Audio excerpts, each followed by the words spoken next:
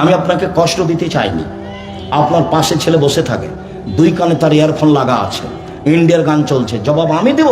জবাব আমি দেব কেন? আপনি দেন। আপনাকে আল্লাহ রাসূল দায়িত্বশীল করেছেন। আপনার ছেলের হাতে সবসময় বড় মোবাইল থাকে, ভূমিকম্প তো হবেই। ভূমিকম্প তো স্বাভাবিক ব্যাপার। আল্লাহ রাসূল বলছেন যে তিনটা পাপের কারণে তিনটা বিপদ নেমে আসে। আমার উম্মতের উপরে তিনটা পাপের কারণে তিনটা বিপদ নেমে আসবে। আমার উম্মতের উপরে তিনটা পাপের কারণে তিনটা বিপদ নেমে আসবে। বিপদ তিনটা: এক, ভূমিকম্প হবে, খাসফুন। দুই, আকার আকৃতি পরিবর্তন হবে, মাসখুন। সন্ধ্যায় থাকবে মানুষ, সকালে হবে শোর, বানর। আমি এ কথা বলিনি, এ কথা মুহাম্মদ সাল্লাল্লাহু আলাইহি সাল্লাম বলেন। আমার উম্মত সন্ধ্যায় থাকবে মানুষ, সকালে হবে শুকুর, বানর। তিন, কাসফুন, সমস্যা নেমে আসবে। যেখানে যাবে সেখানেই ঝামেলা, কোর্ট কাচারি, অফিস আদালত, মসজিদ মাদ্রাসা, গ্রামে সব জায়গাতে কেউ কাউকে মানে না, শুধু হইচই, সমস্যা নেমে আসবে। তিনটা পাপের কারণে তিনটা বিপদ নেমে আসবে: এক, ভূমিকম্প হবে; দুই, সকালে সন্ধ্যায় থাকবে মানুষ, সকালে হবে শোর, বানর; তিন, সমস্যা নেমে আসবে। পাপ এক, এজা সারেবল খমুরা, যখন বিড়ি, তামাক, জর্দা, সিগারেট, গুল, নেশাদার দ্রব্য খাবে, পান করবে, তখন এই তিনটা বিপদ নেমে আসবে। দুই, জাহারাতিল কায়নাত, মেয়েরা যখন নাচবে, তখন এই তিনটা বিপদ নেমে আসবে। সব মোবাইলে মেয়ে নাচে, সব দোকানে মেয়ে নাচে, সব বাড়িতে মেয়ে নাচে, প্রায় সব মোবাইলে মেয়ে নাচে। মেয়ের হাতে মোবাইল আছে, আপনার ছেলের হাতও আছে। দুঃখিত, আপনাকে আমি কষ্ট দিনে, আপনার হাতও আছে, আপনার স্ত্রীর হাতে আছে। এই বাড়িটা হচ্ছে জেনার বন্যা। বন্যা কিসের? জেনার একবারে শয়লা বন্যা চলছে বাড়ির উপর দিয়ে, সবার হাতে ল্যাংটা মেয়ে নাচছে। রাসূল সাল্লাল্লাহু আলাইহি ওয়াসাল্লাম বলছেন, আইনানে তাজনিনে জেনা হমান নাজর, দুই চোখের জেনা হচ্ছে চোখ দিয়ে দেখা। রাসূল সাল্লাল্লাহু আলাইহি ওয়াসাল্লাম বলেন, আল ওজনানে জেনা হল ইস্তেমাও, দুই কানের জেনা হচ্ছে কান দিয়ে শোনা। রাসূল সাল্লাল্লাহু আলাইহি ওয়াসাল্লাম বলেন, ওয়াল ইয়াদি জেনা হাল বাতস, হাতের জেনা হচ্ছে হাত দিয়ে ধরা। রাসূল সাল্লাল্লাহু আলাইহি ওয়াসাল্লাম বলেন, ও রিজল জেনা হাল মাসি, পায়ের জেনা হচ্ছে এই পথে চলা। জেনাল কাল তাতামানা তাস্তাহি, অন্তরের জেনা হচ্ছে পরিকল্পনা করা। জেনাল নেশান উৎক, জিহ্বার জেনা হচ্ছে মুখে কথা বলা। সব জেনা। এবার আপনি একটু বসে সুন্দর করে ঠান্ডা হয়ে চিন্তা করেন, আপনার বাড়ির অবস্থা, আপনার টিভির অবস্থা, আপনার মোবাইলের অবস্থা, আপনার মেয়ের মোবাইলের অবস্থা, আপনার ছেলের মোবাইলের অবস্থা। দুঃখিত, যেটা এতক্ষণ পর্যন্ত বললাম যে আমও গেল, ছালাও গেল, কাঁদতে কাঁদতে দুই চোখও গেল, এখন তার চেয়ে অবস্থা খারাপ। সেটা কি? সেটা যেটা আল্লাহ বলেছেন। আল্লাহ কি বলেছেন? আল্লাহ বলেছেন, বুঝেও বুঝে না ওরা, অন্তর আছে বুঝে না, দেখেও দেখে না ওরা, চক্ষু আছে দেখে না, শুনেও শোনে না ওরা, কান আছে শোনে না। উলায়েকা কালানাম, তারা পশু প্রাণীর মতো, তারা গরু ছাগলের মতো, তারা কুকুর শিল্পের মতো, বালুম মাজার, বরং তার চেয়ে খারাপ। এই কথা আল্লাহ বলছে। আল্লাহ এবার কত নিচে চলে গেছিল মানুষের স্বভাব বোঝাতে গিয়ে। ওরা তো বুঝে, অন্তর আছে, ওরা তো দেখে, চক্ষু আছে, ওরা তো শুনে, কান আছে, তারপরেও তারা কুকুর শৃগালের মতো, গরু ছাগলের মতো, বরং তার চেয়ে খারাপ। খারাপই তো অবশ্যই। কোন দিক দিয়ে আপনি নিজেকে বাঁচাবেন? আপনার ছেলে ভালো, এটা আমিও মেনে নিলাম, তো ভালোর ফলাফল কি সেটা আপনি দেখবেন। বাপ হিসাবে জন্ম আপনি দিয়েছেন, আপনি পিতা, জবাব আপনাকে দিতে হবে। এই কথা আমি বলিনি, এই কথা মুহাম্মদ সাল্লাল্লাহু আলাইহি সাল্লাম বলেন। তিনি বলেন, কুল্লুকুম রাইন কুল্লুকুম মাসউলুন রাইতিহি, প্রত্যেক মানুষ নিজ নিজ দায়িত্বশীল, দায়িত্ব সম্পর্কে জবাব দিতে হবে। তিনি বলেন, অল ইমামুল নাস রাইন মাসউলুন রাইতিহি, যারা দেশের নেতা, যারা দেশের সরকার, যারা দেশের বিভিন্ন সমাজে দায়িত্ব পালন করে, তাদেরকে তার দায়িত্ব সম্পর্কে জবাব দিতে হবে। আর রাজুল রাইন ফি আহলি বাইতিহি, যে বাড়ির মালিক, যে এই বাড়ির পিতা, যে এই বাড়ির স্বামী, যে মেয়ের বাপ, যে বৌমার শাশুড়ি, শ্বশুর, একে জবাব দিতে হবে তার বাড়ি সম্পর্কে। জবাবে পরাজয় হলে ফলাফল খারাপ হবে। এবার তিনি আরো নিচে এসে বলছেন, ওয়াল মারাতু রায়াতুন ফি বাইতি যাওজিহা, আপনার স্ত্রী, চাঁপাইনবাবগঞ্জের ভাষাতে গীতাইন, বৌমার শাশুড়ি, মেয়ের মা, আপনার স্ত্রী, এই বাড়িতে যা কিছু ঘটছে সব তাকে জবাব দিতে হবে। হাদিস বুখারী মুসলিম। এবার তিনি আমাদের কাজের মেয়ে রাখাল কিষানের কাছে চলে আসলেন। ওয়াব্দুর রাজুল রাইন হোসেন রায়তেহি, যে বাড়ির দাস দাসী কাজের মেয়ে, তার কাজ সম্পর্কে বিচার মাঠে জবাব দিতে হবে। সম্মানিত দিনী ভাই বোন, রাসূল সাল্লাল্লাহু আলাইহি ওয়াসাল্লাম আফসোস করে বলে গেছেন, পৃথিবীর মানুষ, আমি জাতির সামনে আফসোস করে গেলাম। এক, আমার উম্মত গোপন পাপে লিপ্ত হবে, এটাই আমার আশঙ্কা। পৃথিবীর মানুষ শুনে রেখো, আমার উম্মত গোপন পাপে লিপ্ত হবে, এটাই আমার আশঙ্কা। তিনি বলছেন, পৃথিবীর মানুষ শুনে রেখো, আমার আফসোস জাতির সামনে। এক, আইম্মাতাম মুজিল্লিন, ভ্রান্ত হুজুর হবে ভ্রান্ত, এটা আমার আফসোস। দুই, সাতালতাহিকু কাবাইলু মিন উম্মতি বিল মুশরিকিন, আমার উম্মত হিন্দুদের সাথে মিশে যাবে, এটা আমার আফসোস। ভাইজান, বিবাহতে ওই বাজনা কার বাড়িতে হতো আগে? হিন্দুদের বাড়িতে হতো না? আমাদের পাড়ার ছেলে মেয়ে দৌড়ে যেত না সেখানে? তো এখন তো দেখি আমাদের বাড়িতে হচ্ছে। রাসূল সাল্লাল্লাহু আলাইহি ওয়াসাল্লাম বলছেন, আমার উম্মত হিন্দুদের সাথে মিশে যাবে। তিন, সাতালতাহিকু কাবাইলু মিনাল আওসান, আমার উম্মত মূর্তি পূজা করবে, মূর্তিকে ভালোবাসে। ঢাকায় এক লোকের কাছে গেছি, তো বলছে, ভাইজান, আমি আমার মাকে খুব ভালোবাসি, সেই জন্য আমার মায়ের ছবিটা সুন্দর করে কাঠ দিয়ে সাজিয়ে ঘিরে রেখেছি। তো বলছে, আপনি কুসন্তান। যেমন আমাকে বলেছে, আমি বলেছি আপনি কুসন্তান। চোখ ছানা বড়া, বলেন কি আপনি? আমি কুসন্তান মানে? জি, আপনি অশিক্ষিত সন্তান, আপনি কুসন্তান। কষ্ট পেলেন ভাইজান? তা বলছে, আপনি কষ্ট পেলেন, আমার কিছু করার নেই। যেদিন আপনার মা মারা গেছিল, সেদিন আপনি মাকে কবর দিয়ে এসে বাড়িতে ঢুকে পাসপোর্ট সাইজের ছবিটা এভাবে ছিঁড়ে ফেলে দিয়ে কবরের পাশে গিয়ে বলতেন একটু, আল্লাহ, কিছুই যদি না জানেন তো বলতেন, আল্লাহ, আমার মার কিছু ভুল ত্রুটি থাকলে তুমি মাফ করো। আমি তার সন্তান হিসাবে বলছি, আমি তার নামে কিছু দান করি, তুমি আমার মাকে মাফ করো, তুমি তার কবরটা প্রশস্ত করো, তুমি তার কবরটা আলোকিত করো। তখন আপনি হতেন সুসন্তান। তো যারা কবরে ফুল চড়াচ্ছে, তারা কবরের কি করছে বলেন তো দেখি? ওর কবরের ফুল চড়াটা আর ওই বেগম রোকেয়ার ওই একে পর্দার উপরে লাথি মারাকে দুটো আমার একসাথে মনে পড়ে। কথার কথা, ঘটনা পার্টনার হতে পারে, আপনার এই স্টেশনের নয়। তো আমি এই স্টেশনের কথা দিয়ে বলছি যে চাঁপাইনবাবগঞ্জের বেশ কিছু পর্দাশীলা মহিলারা হজে যাবে। তো মৌলানা এহসানুল্লাহ সাহেব আহলাদিস মানুষকে সঠিক আকিদায় হজ করান, ওনারই কাফেলায় আছি আমরা, কয়েকবার আমি গেছি। তো এখন এখানে তার মাহারাম যারা, তারা পর্দা বেশি করে, তো ওদেরকে চাদর দিয়ে ঢেকে দিয়েছে, তাহলে তোমরা থাকো, আমি আসছি। এবার স্টেশন মাস্টার প্ল্যাটফর্মে কি আছে তা খুঁজছে, দেখছে এখানে কি ব্যাপার, বস্তা নাকি? তখন পা দিয়ে লাথি মারছে, কিসের বস্তা এগুলো কিসের বস্তা? বেগম রোকেয়া দেখাচ্ছে। আপনার কাছে বেগম রোকেয়া শিক্ষিতা, আমার কাছে নয়। আমি কোনোদিন এক পয়সা দাম দিতে পারিনি, দুঃখিত, আপনাকে আমি কষ্ট দিতে আসিনি।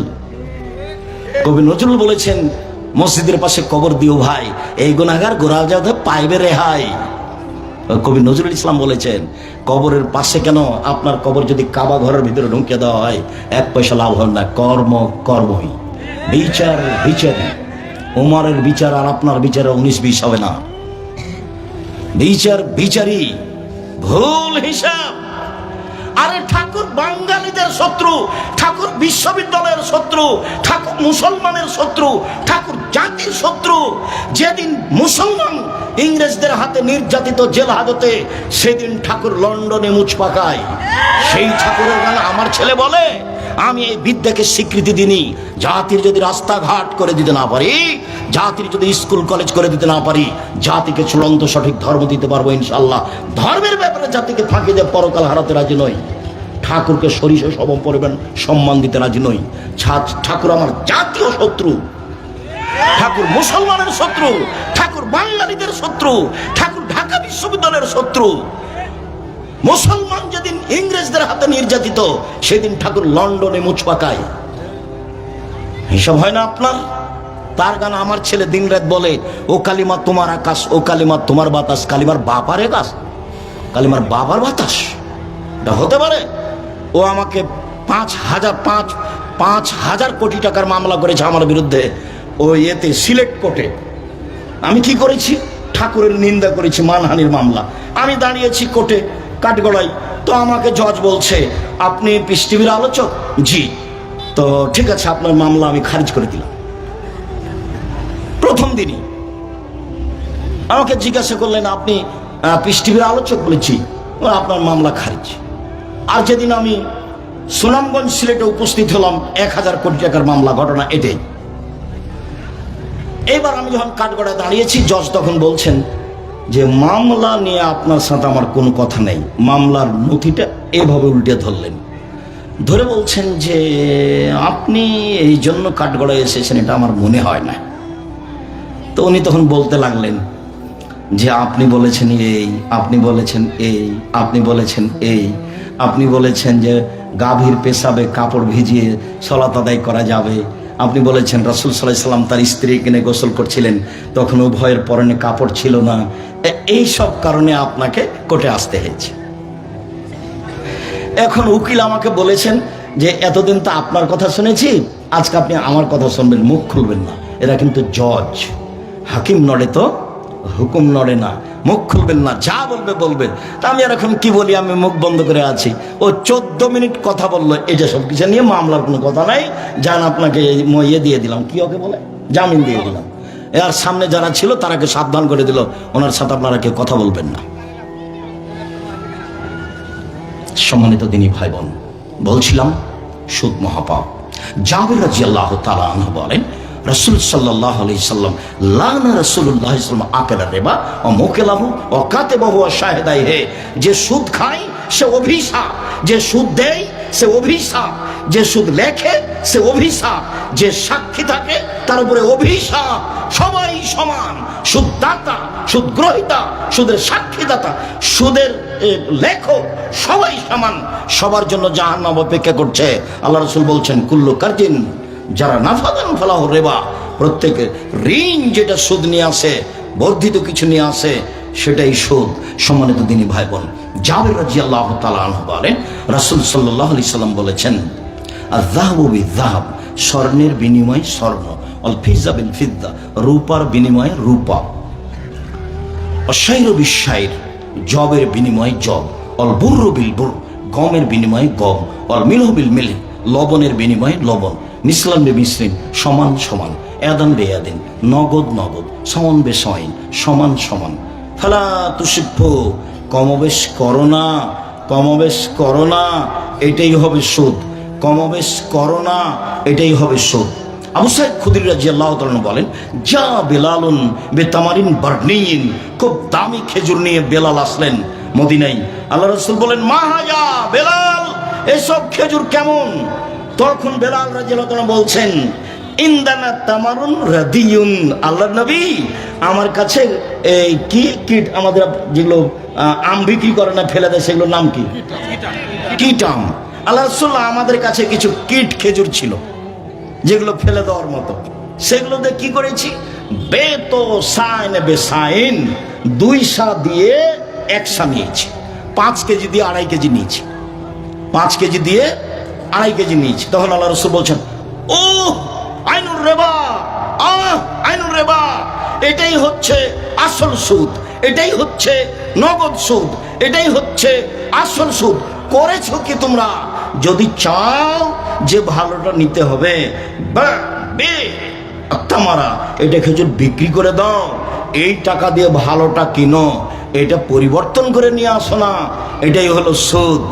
একদিন সাহাবীগণকে জিজ্ঞাসা করছেন শোনো, যেগুলো খেজুর বাড়িতে আছে শুকা, আর যেগুলো গাছে আছে ওগুলো নামালে কি শুকালে ওজন কমে যাবে? তখন সাহাবীগণ বলছেন হ্যাঁ, ওটা শুকালে তো ওজন কমে যাবে। শোনো শোনো শোনো, তাহলে বাড়িরটা দিয়ে গাছেরটা বিক্রি হবে না, বাড়িরটা দিয়ে গাছেরটা বিক্রি হবে না। কেন হবে না ভাইজান? গাছেরটা শুকালে কি হবে? ওজন কমে যাবে। তাহলে এখন যদি সমান সমান নেওয়া হয় তাহলে পরবর্তীতে কি হয়ে যাবে? একটা বেশি হয়ে গেল, একটা কম হয়ে গেল। আল্লাহ রাসূল বললেন এটা সুদ, সুদ চিরদিনের জন্য হারাম। সম্মানিত দিনী ভাই বোন, রাসূল সাল্লাল্লাহু আলাইহি ওয়াসাল্লাম বলছেন ইয়াতি আলান নাসে জামানুন লা ইয়াবুলিন নাস মা খাজাবিন হামিনাল হালাল আমিনাল হারাম, অচিরেই মানুষের উপর এমন একটা সময় চলে আসছে মানুষ বিবেচনা করবে না এই টাকা বৈধ না এই টাকা অবৈধ, চাকরিকে হিসাব করবে না, টাকা উপার্জনকে হিসাব করবে না, পরোয়া করবে না সেটা বৈধ না অবৈধ, শুধু খালি অঙ্ক কষলেই টাকা চলে আসে। অথচ টাকা আসার পথ 4টা: 1 দিন মজুরি, 2 চাকরি, 3 জমি চাষ, 4 ব্যবসা। যদি ব্যবসা পার্টনারে হয়, 2 জন মিলে যদি ব্যবসা করেন তাহলে তৃতীয় জন আল্লাহ। যদি 4 জন মিলে ব্যবসা করেন পঞ্চম জন আল্লাহ। যদি 10 জন মিলে ব্যবসা করেন, 11তম আল্লাহ।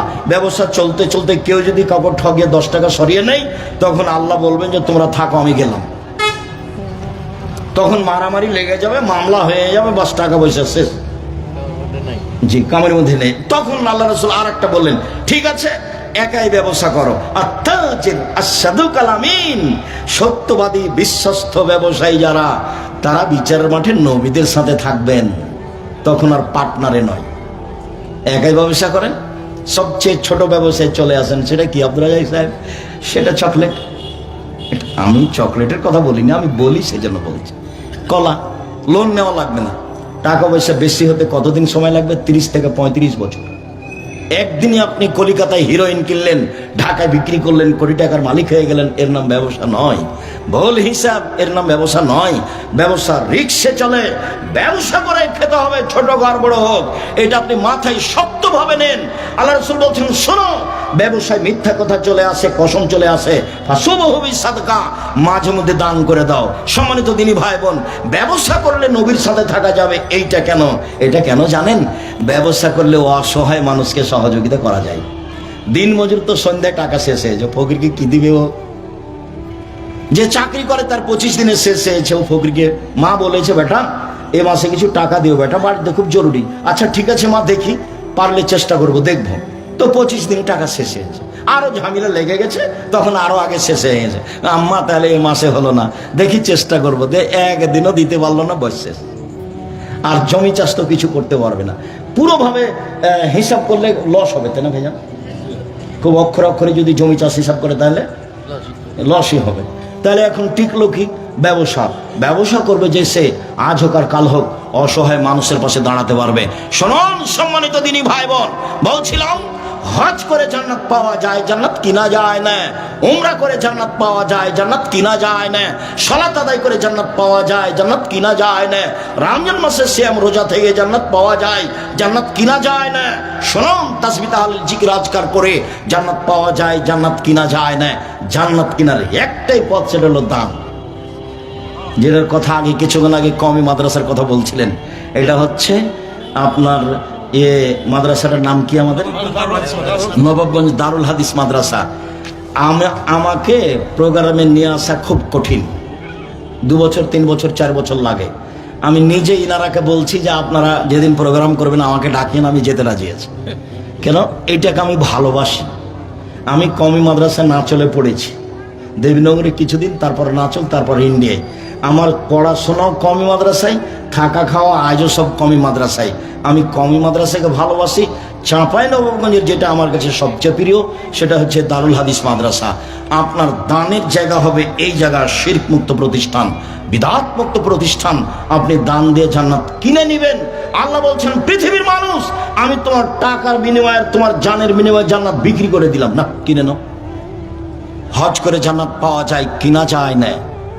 অসহায় মানুষের পাশে দাঁড়ালে জান্নাত কিনা যায়, জান্নাত পাওয়া লাগে না, কিনেই তো নিয়েছি। আল্লাহ বলেছেন, নবী বলেছেন, দানটা যেন ভালো জায়গায় হয়। বলছিলাম সম্মানিত দিনী ভাই বোন, রাসূল সাল্লাল্লাহু আলাইহি সাল্লাম বলেন, লা ইয়াদখুলুল জান্নাতা জাসাদুন গুযিয়া বিল হারাম। ওই সব শরীর জান্নাতে যাবে না যেগুলো হারাম উপায়ে বাড়ে। ওই সব মানুষ জান্নাতে যাবে না যেগুলো হারাম উপায়ে বড় হয়। জাবের রাদিয়াল্লাহু তাআলা আনহু বলেন, রাসূল সাল্লাল্লাহু আলাইহি সাল্লাম বলেছেন, লা ইয়াদখুলুল জান্নাতা লাহমুন নাবাতা মিনাস সুহতে। যেই শরীর হারাম উপায়ে বাড়ে, ছেলে মেয়ে আহাল পরিবার, এরা জান্নাতে যাবে না, এরা জাহান্নামে যাবে, এরা জাহান্নামে যাবে। হারাম উপায়ে যেটা বাড়ে তাদের ফলাফল জাহান্নাম। খাওলা আনসারী রাদিয়াল্লাহু তাআলা আনহা বলেন, রাসূল সাল্লাল্লাহু আলাইহি ওয়াসাল্লাম বলেছেন, পৃথিবীর মানুষ শোনো, তোমরা পৃথিবী হলো মিঠা বস্তু, এর পিছনে লেগে পড়বা। যারা ঠিক ঠিক পয়সা ইনকাম করবে তাদের তো ভালো, আর যারা নাফসের চাহিদা অনুযায়ী, মনের চাহিদা অনুযায়ী পয়সা ইনকাম করবে, ফালাহুন্নার, তারা জাহান্নামে যাবে। আপনার টাকা আপনাকে জাহান্নামে নিয়ে যাবে। রাসূল সাল্লাল্লাহু আলাইহি ওয়াসাল্লাম বলছেন, আমার উম্মত গরিব হয়ে যাবে এই ভয় আমি করি না, আমার উম্মত নিঃস্ব হয়ে যাবে এই ভয় করি না আমি ভয় করি আমার উম্মত পৃথিবী উপার্জনের প্রতিযোগিতায় নেমে যাবে। পূর্বের লোকেরা যেমন প্রতিযোগিতায় নেমেছিল, তুহলিকুকুম কামা আহাকাতুম, আমার উম্মতকে পৃথিবীর প্রতিযোগিতা তাদেরকে ধ্বংস করে দিবে, পূর্বের লোককে যেমন ধ্বংস করেছিল। আমার উম্মত বিবেচনা করে পয়সা উপার্জন করবে না, তখন তারা জাহান্নামে চলে যাবে, এটা আমার ভয়। রাসূল সাল্লাল্লাহু আলাইহি ওয়াসাল্লাম বলেন, ইন্নাল্লাহ তাইয়্যিব, আল্লাহ হচ্ছেন পবিত্র, লা ইয়াকবালু ইল্লা তাইয়্যিবা, আল্লাহ পবিত্র ছাড়া কবুল করেন না। সুমা যাকারা রাজুলা, তারপর তিনি একটা লোকের কথা বললেন, আসাসা আকবারা, যার মাথার চুল এলোমেলো হয়ে আছে, ঠিক মতো গোসল করেনি, ঠিক মতো চিরুনি করেনি, বিপদে পড়েছে। এমুদ্দায়াদাই হে ইলাস সামায়ে, হাত দুটো আকাশের দিকে করে দোয়া করছে, বলছে, প্রতিপালক আমি বিপদে পড়েছি, তুমি আমাকে উদ্ধার করো। মাতামুহু হারামুন, তার খাদ্য আছে হারাম, মাশরাবুহু হারামুন, তার পানি আছে হারাম, মালবাসুহু হারামুন, তার পোশাক আছে হারাম, গুসবিল হারামে, তার জীবিকা নির্বাহ হারাম। আল্লাহ ইস্তাজাবালাহু, তার দোয়া কি করে কবুল হতে পারে? তার হজ কবুল হবে না, তার উমরা কবুল হবে না, তার সালাত কবুল হবে না, তার রমজানের সিয়াম রোজা কবুল হবে না। ও নিঃস্ব হয়ে বিচার মাঠে সোজা জাহান্নামে চলে যাবে হারাম উপায়ের কারণে। শুনুন, আল হালাল বাইয়িন, হালাল হচ্ছে স্পষ্ট, ওয়াল হারাম বাইয়িন, হারাম আছে স্পষ্ট। ও বাইনাহুমা মুস্তাবাহাতুন, দুইটার মধ্যে একটা সন্দেহযুক্ত ব্যবসা আছে, সন্দেহযুক্ত চাকরি আছে। লা ইয়ালামুনা কাসিরুম মিনান নাস, বহু মানুষ তল্লাশি চালিয়ে ছেড়ে ঠিক করতে পারে না। শোনো, মান ওয়াকাফি শুবহাত ওয়াকাফিল হারামে, যে সন্দেহের মধ্যে পড়লো সে হারামের মধ্যে পড়লো। চূড়ান্ত সিদ্ধান্ত নেজার, চূড়ান্ত হারাম সেটা, চূড়ান্ত সিদ্ধান্ত নেজার, চূড়ান্ত হারাম সেটা, চূড়ান্ত সিদ্ধান্ত নেজার, চূড়ান্ত হারাম সেটা। সন্দেহযুক্ত চাকরি ছেড়ে দিতে হবে, সন্দেহযুক্ত ব্যবসা ছেড়ে দিতে হবে। মূল জিনিস যদি বৈধ হয়, বিদেশ থেকে নিয়ে আসছেন, নিয়ে আসতে গিয়ে যেখানে যা টাকা দিতে হচ্ছে দেন, কিন্তু মূল জিনিস বৈধ হলে সব ঠিক আছে, আর মূল জিনিস বৈধ না হলে কোনোটাই ঠিক নয়। সম্মানিত দিনী ভাই বোন, বলছিলাম, সম্মানিত দিনী বোন, আপনি নিরাশা হবেন না, আপনার জন্য জান্নাত সহজ। সম্মানিত দিনী ভাই, কথা বলছো কেন? আপনি আমার দিনী বোন, আপনাকে আমি অনেক অন্তর থেকে ভালোবাসি, পরকাল কামনা করে আপনার জন্য। আপনি বলে মনে করবেন যে আব্দুর রাজ্জাক সাহেব আমাদের কষ্ট দেন, আমি কি করতে পারি? আল্লাহ রাসূল বলছেন, মহিলারা শয়তানের বেশ ধরে আসে, মহিলারা শয়তানের বেশ ধরে যায়। নেন এবার, এটা আমি বললাম, মহিলারা শয়তানের বেশ ধরে আসে, মহিলারা শয়তানের বেশ ধরে যায়। তাহলে মহিলা বলতে আল্লাহ রাসূল কি খাদিজাকে বললেন, আয়েশাকে বললেন? এক মিনিট, খাদিজাকে দেখবেন, এক মিনিট খাদিজাকে দেখবেন, দেখেন খাদিজা রাদিয়াল্লাহু তাআলা আনহাকে এক মিনিট দেখেন।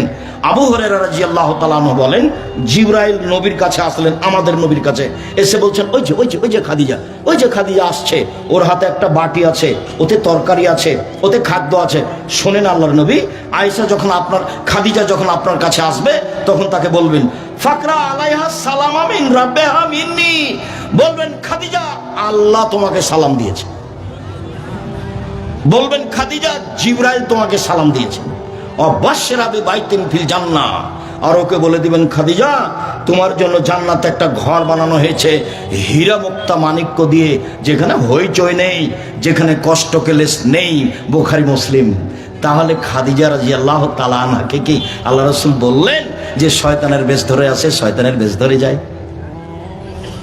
দিনী বোন, আপনাকে একটু বলি, এইদিকে দেখেন, আয়েশা রাদিয়াল্লাহু তাআলা আনহা বলেন, আমার স্বামীর কবর হলো আমার ঘরে, মুহাম্মদ সাল্লাল্লাহু আলাইহি সাল্লামের কবর হলো আমার ঘরে। তো আমি যখন আমার স্বামীর কবরের পাশে যাই, তখন এমনিতে যাই, মাথায় কাপড় আছে না আছে অত হিসাব করি না।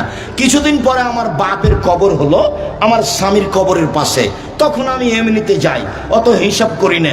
কিছুদিন পরে উমর রাদিয়াল্লাহু তাআলা আনহুর কবর হলো, তখন আমি উমরের কবরকে লজ্জা করি, আমি মাথায় কাপড় দিয়ে নিজেকে গুটিয়ে নিয়ে যাই, আমি উমরের কবরকে লজ্জা করি।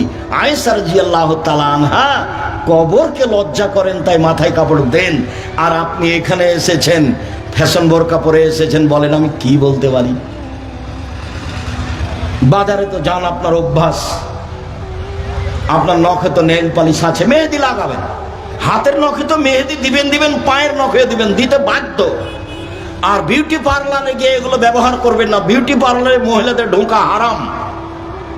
ওখানে যেগুলো জিনিস আছে সেগুলো নিয়ে এসে বাড়িতে ব্যবহার করতে পারেন। রাসূল সাল্লাল্লাহু আলাইহি সাল্লাম বলেছেন, তিবার রিজালে, মা যারা রিহুহু, পুরুষের সুগন্ধি যা গন্ধ পাওয়া যায় দেখতে পাওয়া যায় না, পুরুষের সুগন্ধি যা গন্ধ পাওয়া যায় দেখতে পাওয়া যায় না, মহিলাদের সুগন্ধি যা দেখতে পাওয়া যায় গন্ধ পাওয়া যায় না, মহিলাদের সুগন্ধি যা দেখতে পাওয়া যায় গন্ধ পাওয়া যায় না। বৈধ যদি বস্তু হয়, যা বিউটি পার্লারে আছে সব নিয়ে এসে বাড়িতে ব্যবহার করেন, ওখানে নয়। আর সব কিছু মুখে লাগিয়ে আস্কারা মাস্কারা মুখে লাগিয়ে ভ্যানে রিক্সায় উঠলেন, রিক্সাকে দেখাতে হবে রূপ চেহারা? মোহর কি রিক্সাওয়ালা দিয়েছে নাকি? মোহর রিক্সাওয়ালা দিয়েছে? বাজারের লোক দিয়েছে? তাহলে আপনি আমার দিনী বোন, আপনাকে আমি কষ্ট দিতে চাইনি। ফ্যাশন বোরকা ত্যাগ করুন, পর্দা করার চেষ্টা করেন, জাতিকে পাপী করে জান্নাত কেনার চেষ্টা করিয়েন না। যেসব মেয়েরা জাতিকে পাপী করে নিজেকে শিক্ষিতা মনে করে, ও শিক্ষিত নয়, ও হচ্ছে বন্য, ও হচ্ছে বর্বর, ও হচ্ছে অসভ্য। 3 শ্রেণীর মানুষ জান্নাতে যাবে না। আল্লাহ রাসূল বলছেন কখনো যাবে না। 1, মধুমেনুল খামর, নিয়মিত বিড়ি তামাক জর্দা সিগারেট গুল নেশাদার দ্রব্য খায় পান করে, যে সে জান্নাতে যাবে না। 2, আর রাজরাতু মিনান নিসায়ে, পুরুষের বেশধারী নারী, যারা পুরুষের জুতা স্যান্ডেল পরে, যারা পুরুষের শার্ট প্যান্ট পরে, যারা পুরুষের পোশাক পরে, এইসব নারী তাহাজ্জুদ পড়লেও হবে না, এরা জান্নাতে যাবে না। 3, দায়ুস, যে পুরুষ তার বাড়িতে বেহায়াইয়ের সুযোগ দিয়েছে, তারা জান্নাতে যাবে না। সম্মানিত দিনী বোন, আপনাদের জন্য জান্নাতের সব দরজা খোলা আছে। আজকের আলোচনার শেষ হাদিস। যাওয়ার পূর্বে এটা কমি প্রতিষ্ঠান, যা দান করেছেন সম্ভব হলে যা আছে তা দিয়ে যাবেন, ফলাফলে জান্নাত হবে ইনশাল্লাহ। আমার এটা দৃঢ়তা কাজ করে। আর ওই যে বই পুস্তক আছে, আব্দুল্লাহর বই আছে মনে হয়, আল্লাহর পথে যাত্রা, আর আব্দুর রহিমের বই আছে রাসূলুল্লাহ সাল্লাল্লাহু আলাইহি ওয়াসাল্লাম দেখতে যেমন ছিলেন। আর আমি সাধারণ খাকসার সাধারণ মানুষ, আমার কিছু আছে, আমি একবারে হাতে কলমে নামাজ শেখানোর চেষ্টা করেছি প্রাণপণে। সবকে হাদিস দিয়ে সুন্দর করে সাজিয়েছি নামাজ শিক্ষা। আর উপদেশ বইতে যা বলি সব তো আছেই। আদর্শ নারী আদর্শ পরিবার আছে। রাসূল সাল্লাল্লাহু আলাইহি ওয়াসাল্লাম বলেছেন মেয়েদের জন্য জান্নাতের সব দরজা খোলা। 1, 5 ওয়াক্ত সালাত, 2, রমজানের সিয়াম রোজা, 3, স্বামীকে মেনে চলা, 4, জেনায় লিপ্ত না হওয়া, তাহলে জান্নাতের সব দরজা খোলা। 1, 5 ওয়াক্ত সালাত, 2, রমজানের সিয়াম রোজা, 3, স্বামীকে মেনে চলা, 4, জেনায় লিপ্ত না হওয়া, জান্নাতের সব দরজা খোলা। সম্মানিত দিনী ভাই বোন, আজকের আলোচনা কিছু বাকি রেখেই শেষ করে দিলাম। সুদ থেকে অবশ্য বেঁচে থাকবেন। আমাদের যারা মারা গেছে আমরা তাদের জন্য দোয়া করি, আল্লাহ তুমি তাদেরকে মাফ করো, তাদের কবর প্রশস্ত করো। আমাদের দারুল হাদিস মাদ্রাসার সাথে যত মানুষ জড়িত ছিল চলে গেছেন, এহসানুল্লাহর বাবও অনেক দিন যাবৎ প্রতিষ্ঠানের দায়িত্ব পালন করেছেন, তিনি সহ যারা সব চলে গেছেন, আল্লাহ তুমি তাদের কবরের শাস্তি মাফ করো, তুমি তাদের কবরকে প্রশস্ত করো, তুমি তাদের কবরকে আলোকিত করো। আমরা যারা অসুস্থ বাড়িতে হাসপাতালে, তুমি তাদের আরোগ্য দান করো। আমরা যারা বেঁচে আছি, তুমি তাদেরকে তোমার রাসূলের পদ্ধতি অনুযায়ী চলার তৌফিক দান করো। আমাদের ছেলে মেয়েকে শক্ত হাতে মানুষ করার সুযোগ করে দাও। ছেলে মেয়েকে শিরক থেকে বিদআত থেকে রক্ষা করো, হালাল রুজি উপার্জনের পথ করে দাও। সুদের মতো নেককারজনক নোংরা পাপ থেকে নিজেকে আহাল পরিবারকে রক্ষা করো। তুমি সর্বশক্তিমান, তুমি সব কিছু করতে পারো। ভাইজান একটু দেখবেন কি সব জিজ্ঞাসা দেওয়া উত্তর দেওয়া যাবে কিনা দেখে দিয়েন। সাথে সাথে যাওয়ার সময় কেউ খালি যাবেন না।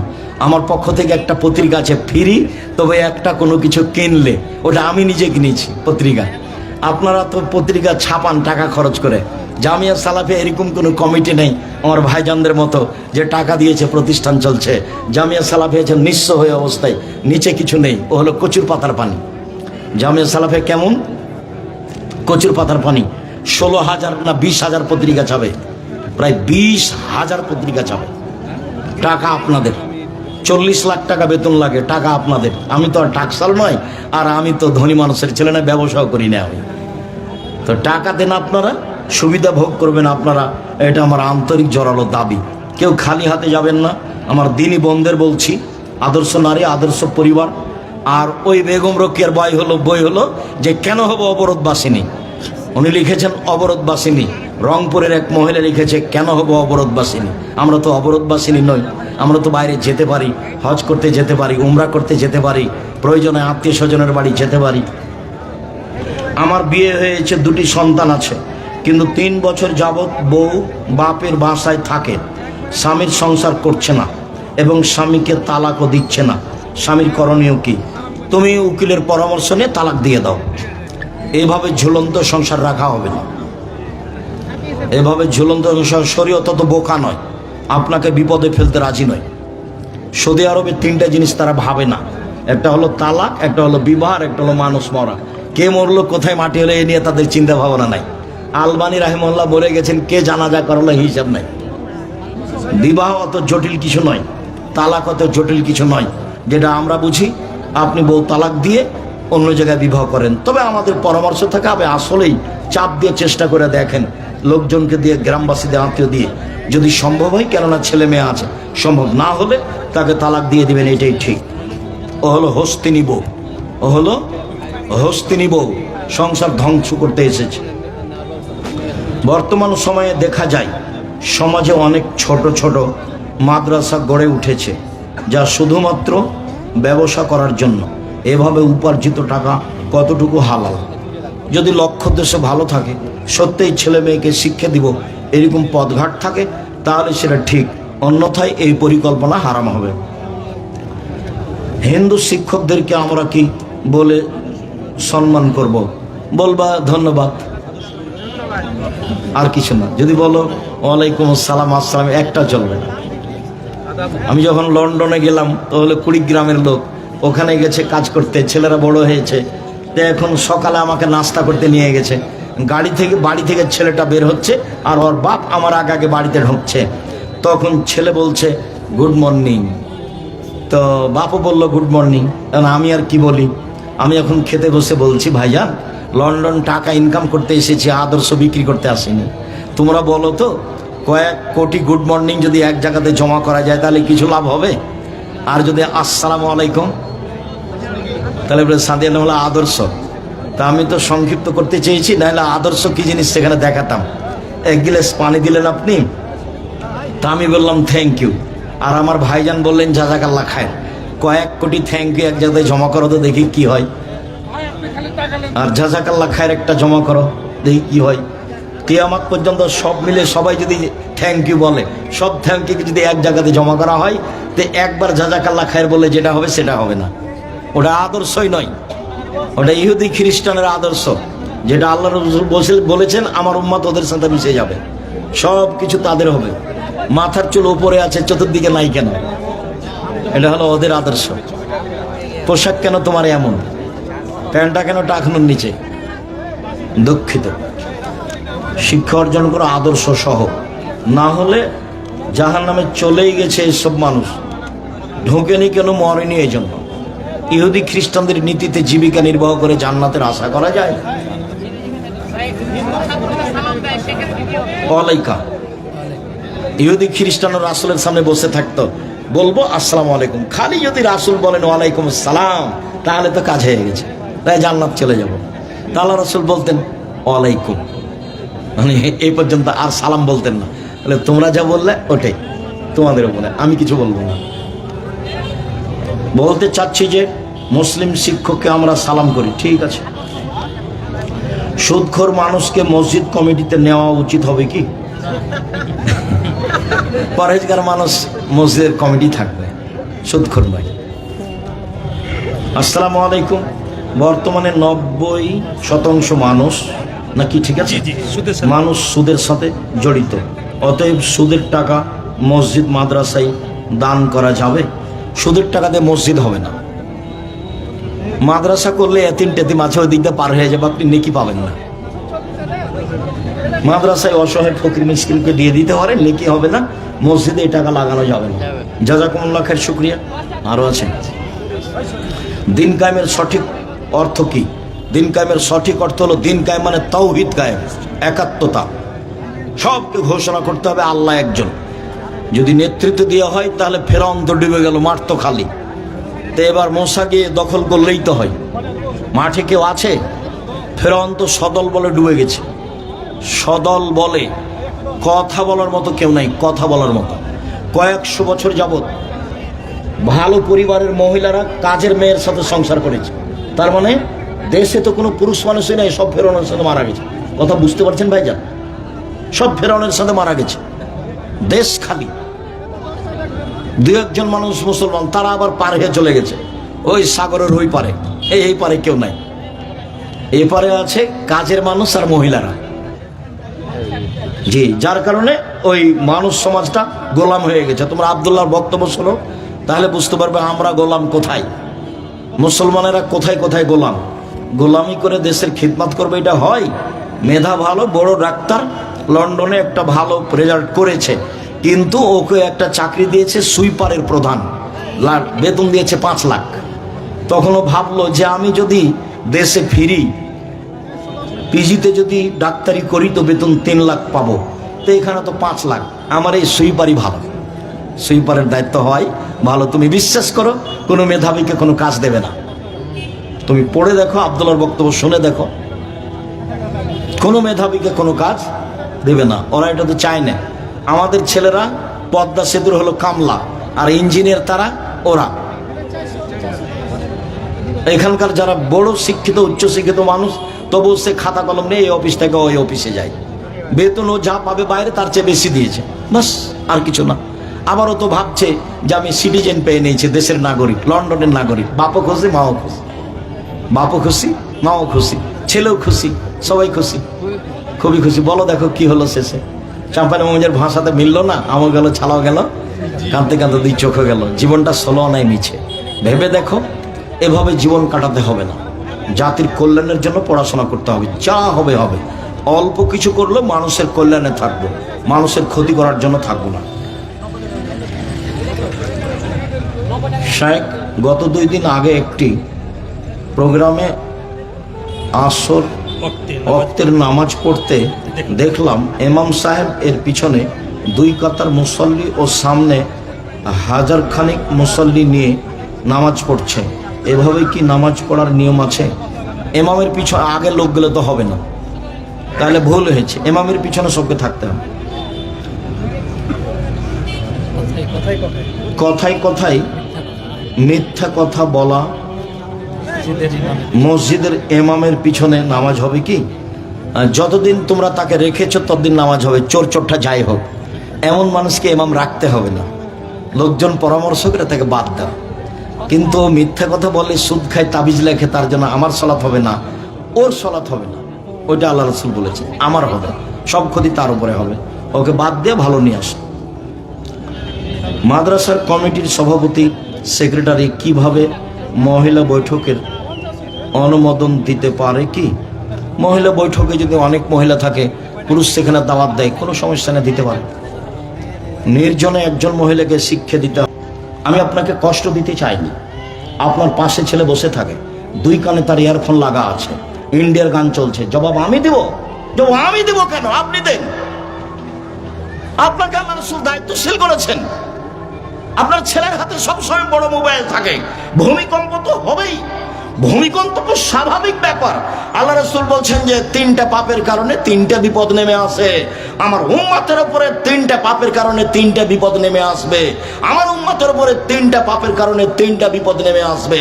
বিপদ 3টা: 1, ভূমিকম্প হবে, খাসফুন; 2, আকার আকৃতি পরিবর্তন হবে, মাসখুন; সন্ধ্যায় থাকবে মানুষ, সকালে হবে শোর, বানর। আমি এ কথা বলিনি, এ কথা মুহাম্মদ সাল্লাল্লাহু আলাইহি সাল্লাম বলেন। আমার উম্মত সন্ধ্যায় থাকবে মানুষ, সকালে হবে শুকুর, বানর। 3, কাজফুন, সমস্যা নেমে আসবে, যেখানে যাবে সেখানেই ঝামেলা। কোর্ট কাচারি, অফিস আদালত, মসজিদ মাদ্রাসা, গ্রামে সব জায়গাতে কেউ কাউকে মানে না, শুধু হইচই, সমস্যা নেমে আসবে। 3টা পাপের কারণে 3টা বিপদ নেমে আসবে: 1, ভূমিকম্প হবে; 2, সকালে সন্ধ্যায় থাকবে মানুষ, সকালে হবে শোর, বানর; 3, সমস্যা নেমে আসবে। পাপ 1, এজা সারেবুল খমুরা, যখন বিড়ি, তামাক, জর্দা, সিগারেট, গুল, নেশাদার দ্রব্য খাবে, পান করবে, তখন এই 3টা বিপদ নেমে আসবে।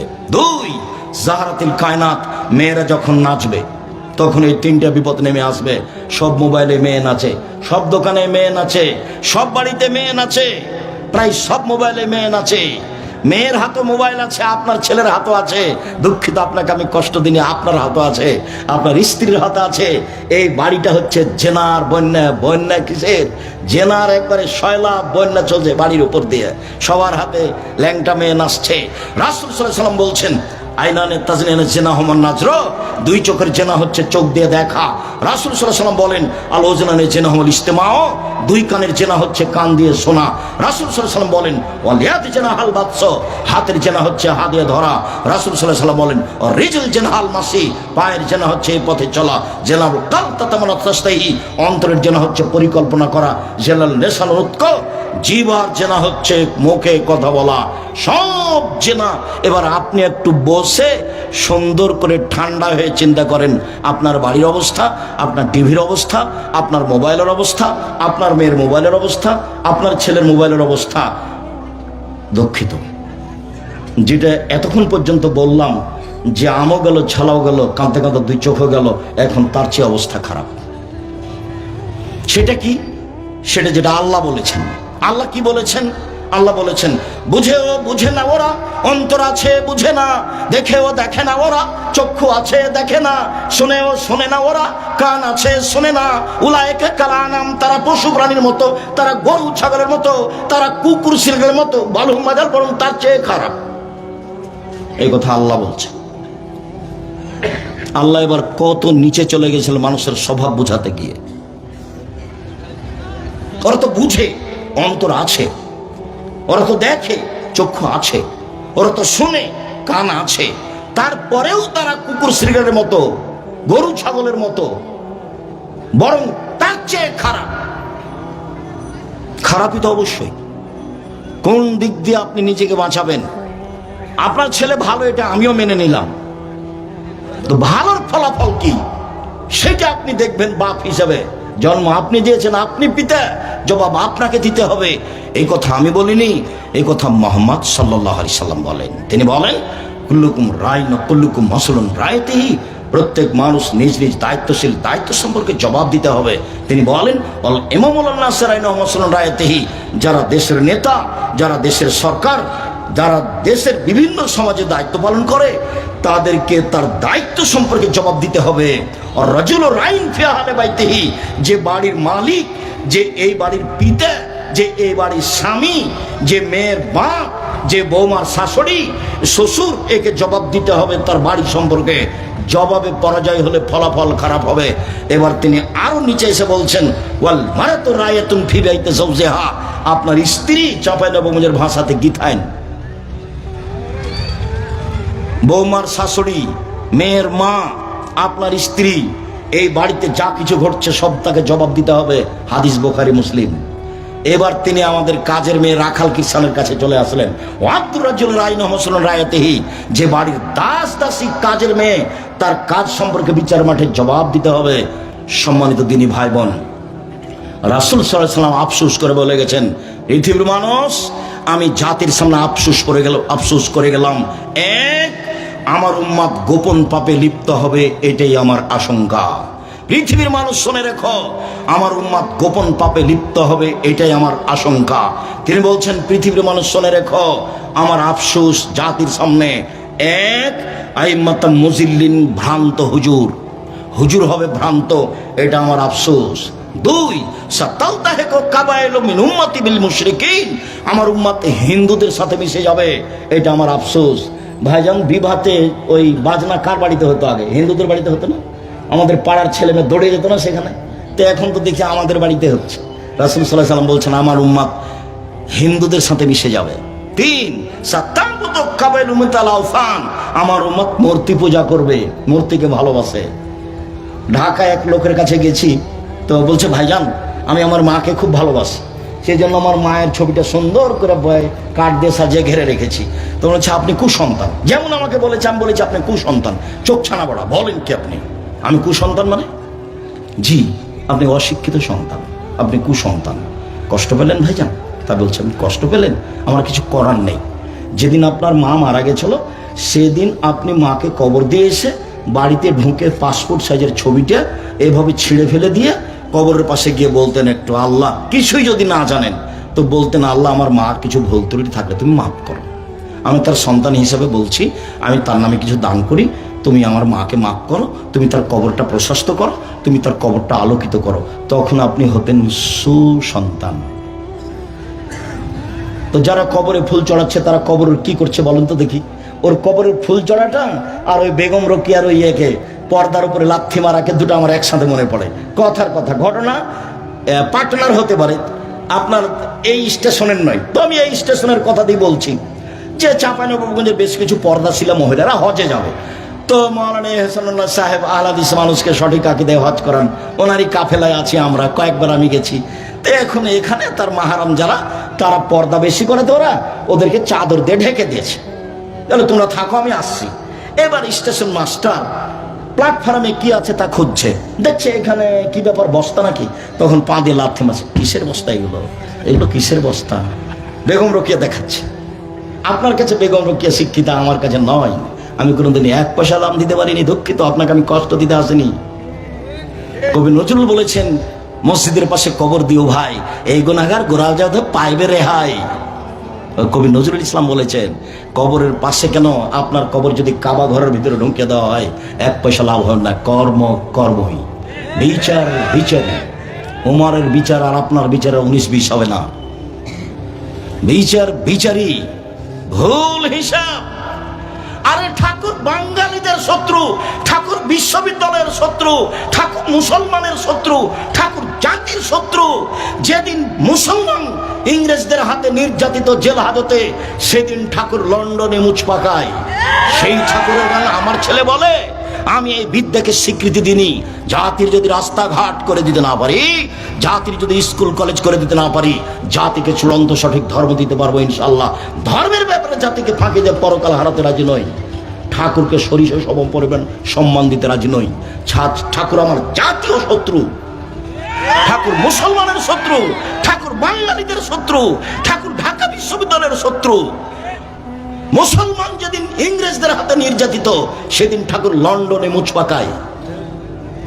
এসব হয় না আপনার? তার গান আমার ছেলে দিন রাত বলে, ও কালিমা তোমার আকাশ, ও কালিমা তোমার বাতাস। কালিমার বাবার আকাশ, কালিমার বাবার বাতাস, এটা হতে পারে? ও আমাকে 5,000 কোটি টাকার মামলা করেছে আমার বিরুদ্ধে, ওই এতে সিলেট কোর্টে। আমি কি করেছি? ঠাকুরের নিন্দা করেছি, মানহানির মামলা। আমি দাঁড়িয়েছি কোর্টে কাঠগড়ায়, তো আমাকে জজ বলছে, আপনি পিস টিভির আলোচক? জি। তো ঠিক আছে, আপনার মামলা আমি খারিজ করে দিলাম।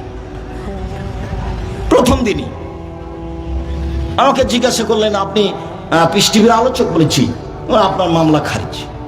আর যেদিন আমি সুনামগঞ্জ সিলেটে উপস্থিত হলাম, 1,000 কোটি টাকার মামলা, ঘটনা এটাই। এবার আমি যখন কাঠগড়ায় দাঁড়িয়েছি, জজ তখন বলছেন যে মামলা নিয়ে আপনার সাথে আমার কোনো কথা নেই। মামলার নথিটা এভাবে উল্টে ধরলেন, ধরে বলছেন যে আপনি এই জন্য কাঠগড়ায় এসেছেন, এটা আমার মনে হয় না।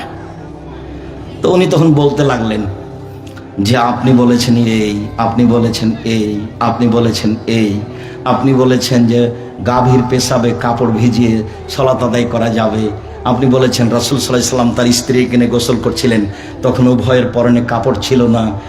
এই সব কারণে আপনাকে কোর্টে আসতে হয়েছে। এখন উকিল আমাকে বলেছেন যে এতদিন তো আপনার কথা শুনেছি, আজকে আপনি আমার কথা শুনবেন, মুখ খুলবেন না। এরা কিন্তু জজ, হাকিম নড়ে তো হুকুম নড়ে না, মুখ খুলবেন না, যা বলবে বলবেন। তা আমি এখন কি বলি, আমি মুখ বন্ধ করে আছি।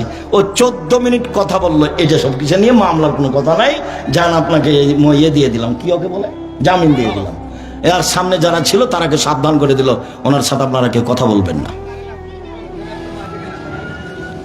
সম্মানিত দিনী ভাই বোন, বলছিলাম সুদ মহাপাপ।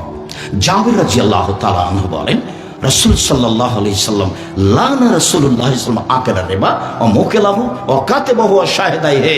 যে সুদ খায় সে অভিশাপ, যে সুদ দেয় সে অভিশাপ, যে সুদ লেখে সে অভিশাপ, যে সাক্ষী থাকে তার উপরে অভিশাপ।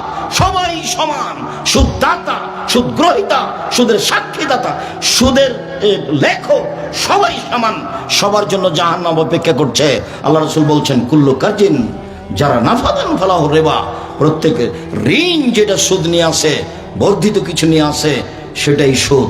সম্মানিত দিনী ভাই বোন, জাবের রাদিয়াল্লাহু তাআলা আনহু বলেন, রাসূল সাল্লাল্লাহু আলাইহি সাল্লাম বলেছেন, আয-যাহাবু বিয-যাহাব, স্বর্ণের বিনিময়ে স্বর্ণ, ওয়াল ফিজ্জা বিল ফিজ্জা, রূপার বিনিময়ে রূপা, অশাইর বিশাইর, জবের বিনিময়ে জব, অল বুররু বিল বুর, গমের বিনিময়ে গম, অল মিলহু বিল মিলহ, লবণের বিনিময়ে লবণ, মিসলান বে মিসলিন, সমান সমান, এয়াদান বে এয়াদিন, নগদ নগদ, সমান বে সমান, সমান সমান। ফালা তুসিফু, কমবেশ করো না, কমবেশ করো না, এটাই হবে সুদ। কমবেশ করো না, এটাই হবে সুদ। আবু সাঈদ খুদরী রাদিয়াল্লাহু তাআলা বলেন, যা বেলালুন বেতামারিন বারনিন, খুব দামি খেজুর নিয়ে বেলাল আসলেন মদিনায়। আল্লাহ রাসূল বলেন, মা হাজা বেলাল, এসব খেজুর কেমন? তখন বেলাল রাদিয়াল্লাহু তাআলা বলছেন, ইনদানা তামারুন রাদিয়ুন, আল্লাহর নবী আমার কাছে এই কিট আমাদের যেগুলো আম বিক্রি করে না, ফেলে দেয়, সেগুলোর নাম কি? কিটাম। আল্লাহ রাসূল আমাদের কাছে কিছু কিট খেজুর ছিল যেগুলো ফেলে দেওয়ার মতো, সেগুলো দিয়ে কি করেছি? বেতো সাইন বেসাইন, 2 সা দিয়ে 1 সা নিয়েছি, 5 কেজি দিয়ে 2.5 কেজি নিয়েছি, 5 কেজি দিয়ে 2.5 কেজি নিয়েছি। তখন আল্লাহ রাসূল বলছেন, ও আইনুর রিবা, আইনুর রিবা, এটাই হচ্ছে আসল সুদ, এটাই হচ্ছে নগদ সুদ, এটাই হচ্ছে আসল সুদ। করেছো কি তোমরা? যদি চাও যে ভালোটা নিতে হবে, তামারা, এটা খেজুর বিক্রি করে দাও, এই টাকা দিয়ে ভালোটা কিনো, এটা পরিবর্তন করে নিয়ে আসো না, এটাই হলো সুদ। একদিন সাহাবীগণকে জিজ্ঞাসা করছেন, শোনো, যেগুলো খেজুর বাড়িতে আছে শুকা, আর যেগুলো গাছে আছে ওগুলো নামালে কি শুকালে ওজন কমে যাবে? তখন সাহাবীগণ বলছেন, হ্যাঁ, ওটা শুকালে তো ওজন কমে যাবে। শোনো শোনো শোনো, তাহলে বাড়িরটা দিয়ে গাছেরটা বিক্রি হবে না, বাড়িরটা দিয়ে গাছেরটা বিক্রি হবে না। কেন হবে না ভাইজান?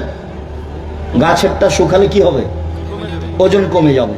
তাহলে এখন যদি সমান সমান নেওয়া হয়, তাহলে পরবর্তীতে কি হয়ে যাবে? একটা বেশি হয়ে গেল, একটা কম হয়ে গেল। আল্লাহ রাসূল বললেন, এটা সুদ, সুদ চিরদিনের জন্য হারাম। সম্মানিত দিনী ভাই বোন, রাসূল সাল্লাল্লাহু আলাইহি ওয়াসাল্লাম বলছেন, ইয়াতি আলান নাসি জামানুন লা ইয়াবুলিন নাস মা খাজা মিনহা মিনাল হালাল আমিনাল হারাম, অচিরেই মানুষের উপরে এমন একটা সময় চলে আসছে, মানুষ বিবেচনা করবে না এই টাকা বৈধ না, এই টাকা অবৈধ, চাকরিকে হিসাব করবে না, টাকা উপার্জনকে হিসাব করবে না, পরোয়া করবে না সেটা বৈধ না অবৈধ, শুধু খালি অঙ্ক কষলেই টাকা চলে আসে। অথচ টাকা আসার পথ 4টা: 1 দিন মজুরি, 2 চাকরি, 3 জমি চাষ, 4 ব্যবসা। যদি ব্যবসা পার্টনারে হয়, 2 জন মিলে যদি ব্যবসা করেন তাহলে তৃতীয় জন আল্লাহ, যদি 4 জন মিলে ব্যবসা করেন 5ম জন আল্লাহ, যদি 10 জন মিলে ব্যবসা করেন 11তম আল্লাহ। ব্যবসা চলতে চলতে কেউ যদি কাউকে ঠগিয়ে 10 টাকা সরিয়ে নেয়, তখন আল্লাহ বলবেন যে তোমরা থাকো, আমি গেলাম। তখন মারামারি লেগে যাবে, মামলা হয়ে যাবে, বাস টাকা পয়সা শেষ, জি কামের মধ্যে নেই। তখন আল্লাহ রাসূল আর একটা বললেন, ঠিক আছে একাই ব্যবসা করো। আত্তাজির আস-সাদুকাল আমিন, সত্যবাদী বিশ্বস্ত ব্যবসায়ী যারা, তারা বিচারের মাঠে নবীদের সাথে থাকবেন, তখন আর পার্টনারে নয়, একাই ব্যবসা করেন। সবচেয়ে ছোট ব্যবসায় চলে আসেন, সেটা কি আব্দুল রাজ্জাক সাহেব? সেটা চকলেট। আমি চকলেটের কথা বলিনি, আমি বলি সেজন্য বলছি। কলা, লোন নেওয়া লাগবে না, টাকা পয়সা বেশি হতে কতদিন সময় লাগবে? 30 থেকে 35 বছর। একদিনে আপনি কলিকাতায় হিরোইন কিনলেন, ঢাকায় বিক্রি করলেন, কোটি টাকার মালিক হয়ে গেলেন, এর নাম ব্যবসা নয়। ভুল হিসাব, এর নাম ব্যবসা নয়।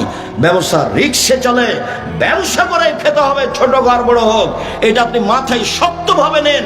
আল্লাহ রাসূল বলছেন, শোনো, ব্যবসায় মিথ্যা কথা চলে আসে, কসম চলে আসে, ফাসুবহু বিসাদকা, মাঝে মধ্যে দান করে দাও। সম্মানিত দিনী ভাই বোন, ব্যবসা করলে নবীর সাথে থাকা যাবে। এইটা কেন? এটা কেন জানেন? ব্যবসা করলে অসহায় মানুষকে সহযোগিতা করা যায়। দিন মজুর তো সন্ধ্যায় টাকা শেষ হয়েছে, ফকিরকে কি দিবে? ও যে চাকরি করে তার 25 দিনের শেষ হয়েছে, ও ফকিরকে মা বলেছে, বেটা এ মাসে কিছু টাকা দিও, বেটা বাড়িতে খুব জরুরি। আচ্ছা ঠিক আছে মা, দেখি, পারলে চেষ্টা করবো, দেখবো। তো 25 দিন টাকা শেষ হয়েছে, আরো ঝামেলা লেগে গেছে, তখন আরো আগে শেষ হয়ে গেছে। আম্মা তাহলে এ মাসে হলো না, দেখি চেষ্টা করবো, একদিনও দিতে পারলো না, বয়স শেষ। আর জমি চাষ তো কিছু করতে পারবে না, পুরোভাবে হিসাব করলে লস হবে, তাই না ভাইয়া? খুব অক্ষরে অক্ষরে যদি জমি চাষ হিসাব করে তাহলে লসই হবে। তাহলে এখন টিকলো কি? ব্যবসা। ব্যবসা করবে যে সে আজ হোক আর কাল হোক অসহায় মানুষের পাশে দাঁড়াতে পারবে। শুনুন সম্মানিত দিনী ভাই বোন, বলছিলাম হজ করে জান্নাত পাওয়া যায়, জান্নাত কিনা যায় না। উমরা করে জান্নাত পাওয়া যায়, জান্নাত কিনা যায় না। সালাত আদায় করে জান্নাত পাওয়া যায়, জান্নাত কিনা যায় না। রমজান মাসে সিয়াম রোজা থেকে জান্নাত পাওয়া যায়, জান্নাত কিনা যায় না। শুনুন তাসবিহ তাহলিল জিকির আজকার করে জান্নাত পাওয়া যায়, জান্নাত কিনা যায় না। জান্নাত কিনার একটাই পথ, সেটা হলো দান। যেটার কথা আগে কিছুক্ষণ আগে কওমি মাদ্রাসার কথা বলছিলেন, এটা হচ্ছে আপনার মাদ্রাসাটার নাম কি? আমাদের নবাবগঞ্জ দারুল হাদিস মাদ্রাসা। আমাকে প্রোগ্রামে নিয়ে আসা খুব কঠিন, 2 বছর 3 বছর 4 বছর লাগে। আমি নিজে ইনারাকে বলছি যে আপনারা যেদিন প্রোগ্রাম করবেন আমাকে ডাকিয়ে, আমি যেতে রাজি আছি। কেন? এটাকে আমি ভালোবাসি। আমি কওমি মাদ্রাসায় নাচলে পড়েছি, দেবীনগরে কিছুদিন, তারপর নাচল, তারপর ইন্ডিয়ায়। আমার পড়াশোনাও কওমি মাদ্রাসায়, থাকা খাওয়া আজও সব কওমি মাদ্রাসায়। আমি কওমি মাদ্রাসাকে ভালোবাসি। চাঁপাইনবাবগঞ্জের যেটা আমার কাছে সবচেয়ে প্রিয়, সেটা হচ্ছে দারুল হাদিস মাদ্রাসা। আপনার দানের জায়গা হবে এই জায়গা, শিরক মুক্ত প্রতিষ্ঠান, বিদআত মুক্ত প্রতিষ্ঠান।